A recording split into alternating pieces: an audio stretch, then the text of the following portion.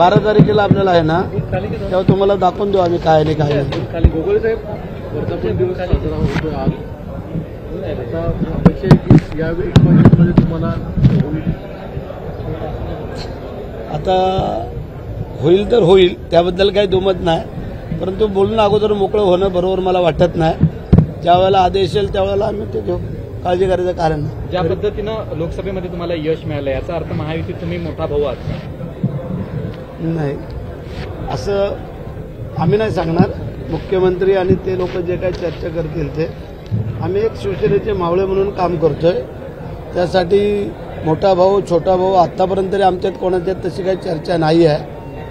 परंतु जे मुख्यमंत्री उपमुख्यमंत्री दोघे आहेत ते बसून ठरवतील आणि जे आदेश येईल तो आम्ही पाळू. स्ट्राईक रेट बाबत सातत्यानं बोललं जातं, तुम्ही स्ट्राईक रेट आमचा चांगला आहे असं म्हणून आनंद साजरा करता, मात्र आकडे तितके काही खास नव्हते विजयाचे. ठीक आहे, पहिलीच निवडणूक आहे, पहिल्याच्याला आम्ही सामोरं जातोय, तरी पण मुख्यमंत्र्यांच्या नेतृत्वाखाली एवढं घवघवीत यश मिळालेलं आहे. आता जर आज पाहिलं आपण जे काही 2-3 मुद्दे चालले ते जर चालले नसते तर मग ह्या महाविकास आघाडीचा जय महाराष्ट्र झाला. गोगावले साहेब, एकूणच आपण पाहतोय की संजय राऊतांनी टीका केलेली आहे, सत्ताधारी फक्त आमदार खासदार हेच विकत घेऊ लागलेले आहेत. आता वारकऱ्यांना देखील अनुदान देऊन त्यांना देखील आमिष दाखवत आहेत. कसं पाहता या विधानांकडे?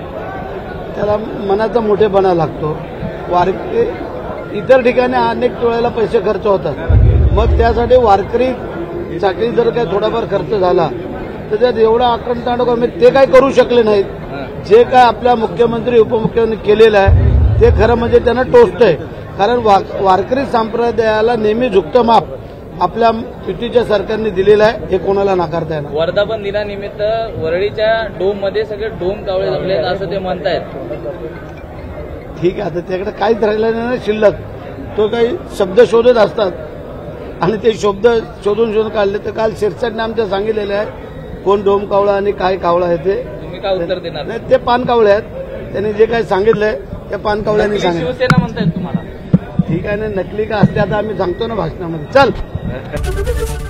एबीपी माझा, उघडा डोळे बघा नीट.